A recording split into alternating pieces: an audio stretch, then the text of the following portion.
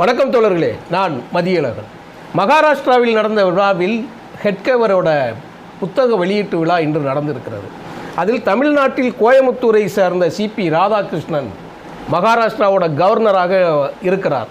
அப்போ அவர் என்ன சொல்லியிருக்கிறாருன்னா, ஹெட்கேவரோட பிறந்த நாளுக்கு தமிழ்நாடு ஆங்கிலேயர்கள் தான் உருவாக்கினார்கள், மற்ற யாரும் கிடையாது அப்படின்னு சொல்லி அவர் சொல்கிறார். இப்போ நீ என்ன புதுசாக கண்டுபிடிச்சி சொல்கிறீங்களா மிஸ்டர் கவர்னர்?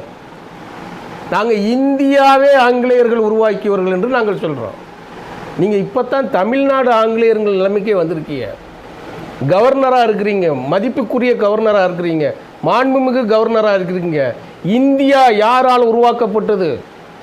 1947 வரை இந்தியா என்கின்ற நாடே கிடையாது உலகத்தில்.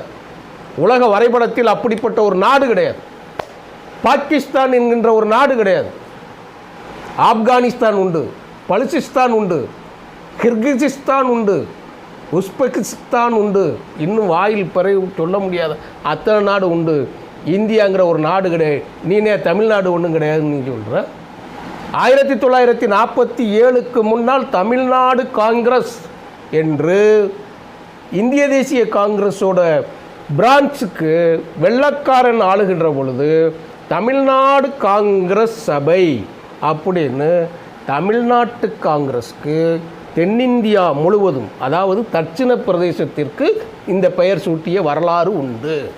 அதனால தான் சங்கரலிங்கனார் தமிழ்நாடு என்று மெட்ராஸ் பிரசிடென்சி என்கின்ற மாகாணத்திற்கு தமிழ்நாடு என்று பெயர் சூட்ட வேண்டும் என்று கல்வி கண் திறந்த காமராஜர் ஆட்சியில் உண்ணாவிரதம் இருந்து செத்தார். நீ செத்தாலும் பரவாயில்ல, நான் தமிழ்நாடுன்னு பெயர் வைக்க மாட்டேன்னு சொன்ன காங்கிரஸ், அது முதலமைச்சர் தான் காமராஜர். இதை சொன்னால் நிறையா பேர் ஏற்றுக்கிறதுக்கு வலிக்கும், ரொம்ப கொஞ்சம் கஷ்டப்படுவாங்க. நான் கூட முதலமைச்சர் பேரறிஞர் அண்ணா அவர்கள் 1967 வெற்றி பெற்று ஆட்சி அமைப்பதற்கு இந்த தமிழ் இன உணர்வும் இந்தி எதிர்ப்பும் தான் காரணம் என்பது உலக அரசியல் தெரிந்த அத்தனை பேருக்கும் தெரியும். அப்போது முதலமைச்சராக இருந்தவர் காமராஜர். அவர் தான் தமிழ்நாடுன்னு பேர் வைக்கக்கூடாதுன்னு சொன்னார். ஆனால் அவர் யார் தெரியுமா? தமிழ்நாடு காங்கிரஸ் கமிட்டிக்கு தலைவர். நாங்கள் இப்படியெல்லாம் கூத்தெல்லாம் பார்த்துட்டு தான் கவர்னர் அவர்களே நாங்கள் நிற்கும். 562 சமஸ்தானங்களாக இருக்கக்கூடிய வெள்ளக்காரை விட்டுட்டு போகும்போது மவுண்ட் பேட்டன் கையெழுத்து போடும்போது 562 சமஸ்தானங்கள். அதில் பெரிய சமஸ்தானங்கள் புதுக்கோட்டை சமஸ்தானம், ஹைதராபாத் நிஜாம் சமஸ்தானம், திருவிதாங்கூர் சமஸ்தானம், பிரிட்டிஷ் ஆளாத பகுதியான டச்சுவின் கையில் இருந்த கோவா, பிரான்சின் கையில் இருந்த பாண்டிச்சேரி, இதேபோல் மாவோ ஒன்று இருக்குது, மாலித்தீவு அது ஒன்று இருக்குது. இதுகள்லாம் தனிப்பட்ட முறையில் இருந்தது. அத்தனை பேரும் மீதி எல்லாமே வெள்ளைக்காரன் விட்டுட்டு போனான். அப்போ இந்தியாங்கிற ஒரு நாடெல்லாம் கிடையாது. இந்தியாவும் வெள்ளைக்காரன் கொண்டு வந்தது தான்.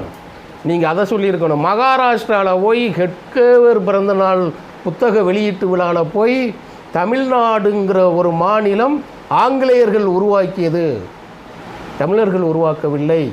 சமண மதத்தில் இருந்தவர்கள் 2 பங்கு தமிழர்கள் இருந்தார்கள், மீதி ஆள் இல்லை. இன்றைக்கி வெறும் 40,000 பேர் தான் இருக்குன்னு சொல்கிறோம். ஆமாம், சைவம்னா என்ன, வைணவமா என்ன பேசுவோமா? வைணவத்திலிருந்து சைவ மதத்திற்கு மாறாதவர்களை கழுவிலேற்றிருந்த வரலாறு சொல்லுவோமா? திருநாவுக்கரசர் நீங்கள் கோயிலுக்குள்ளே வரிசையை அடுக்கி வச்சுருக்கீங்களே, மலக்குழாய் வழியாக ஓட்டையில் கம்பியை வச்சு உயிரோடு சொருகி வாய் வழியாக வெளியிட்ட அந்த இரத்த கன்றாவி கதையை பேசுவோமா? உங்களுடைய பக்தி வரலாறை நீங்கள் எங்கேருந்து இப்போ எங்களுக்கு பேசுகிறீங்க, அறிவு சொல்கிறீங்க? இதைத்தான் நாங்கள் சொல்கிறோம். சமஸ்கிருதம் பேசுபவன் எண்ணிக்கை 25,000 பேர் மட்டும்தான். இன்றைக்கி புத்த மதத்தை ஆளுகின்ற நாட்டில் கிறிஸ்தவ மதத்திற்கு அப்புறம், முஸ்லீம் மதத்திற்கு அப்புறம் 3வது இடத்தில் இருப்பது புத்த மதத்தின் அதிகமாக கொண்ட நாடு. சமஸ்கிருதத்தை பேசுகிறவன் நாடு எங்கடா இருக்குது? அதைத்தான் நாங்கள் கேட்குறோம். நீ 2500 கோடி முதல் மொழிக்கு செத்துப்போன ஒரு மொழிக்கு எங்களை எல்லாம் கல்வி கற்க வைக்கணும்னு சொல்லி எங்கள் மாணவர்களெல்லாம் திணிச்சுக்கிட்டு மராட்டிய மொழியை ஒழித்துவிட்டு மீண்டும் சொல்கிறேன், மராட்டிய மொழியை ஒழித்துவிட்டு இந்தியை பேச வைத்து அவர்களை மந்தைகளாக ஆக்கி இன்றைக்கி அவனும் முழிச்சுக்கிட்டான். நீங்கள் அங்கே போய் நாங்கள் தமிழ்நாட்டு அரசியலில் வந்து முடிச்சிட்டோம் வச்சுட்டோம் நாங்கள் பேச மாட்டோம்னு சொன்னீங்கன்னா எல்லாருக்கும் வரலாறு தெரியும். நீங்கள் உங்களுக்கு பொய் மட்டும்தான் தெரியும். வெறும் 25,000 பேர் இந்தியாவையே நாட்டை ஆள்றான். அவன்தான் கவர்னர், அவன்தான் நீதிபதி, அவன்தான் வெளியுறவுத்துறை செயலாளர்கள் அத்தனை பேரும் 140 வெளியுறவுத்துறை செயலாளர்களும் பார்ப்பனர்கள், சமஸ்கிருதத்தை தாய்மொழியாக கொண்டவர்கள். 98 விழுக்காடு, 198 விழுக்காடு வெறும் 25,000 பேசுகிற மொழியான சமஸ்கிருதத்தை தாய்மொழியாக கொண்டவன் தான் இன்றைக்கி இருக்கிறான். நீ சமண மதத்திலேருந்து இந்து மதத்திலேருந்து அப்படியெல்லாம் கணக்கு கிடையாது. நீங்கள் தமிழ்நாடு ஆங்கிலேயர்கள் தான் உருவாக்கணும்னு கிடையாது. ஆமாம், வெள்ளைக்காரன் மட்டும் உருவாக்கல, வெள்ளைக்காரனோட துப்பாக்கி தான் உருவாக்கியது. அதில் எந்த மாற்று கருத்தெல்லாம் கிடையாது. இங்கே வந்து எந்த சாமியை வந்து நான் தனித்தனியாக போக சொல்லலை. இங்கே யாரும் எந்த இதுலேயும் வந்து நீங்கள் அதிகாரத்திற்கு வரல. அறிவியல், வெள்ளைக்காரன் கண்டுபிடிப்பு, பீரங்கி குண்டு, அதுதான் நாடுகளை உருவாக்கியது. இங்கே சத்தியத்திலும் அகிம்சையிலும் கடவுளாலும் எந்த நாடும் உருவாகினதில்லை. அடிதடியிலும் மரண பயம் காட்டித்தான் இங்கே நாடுகள் உருவாக்கப்பட்டு இருக்கிறது.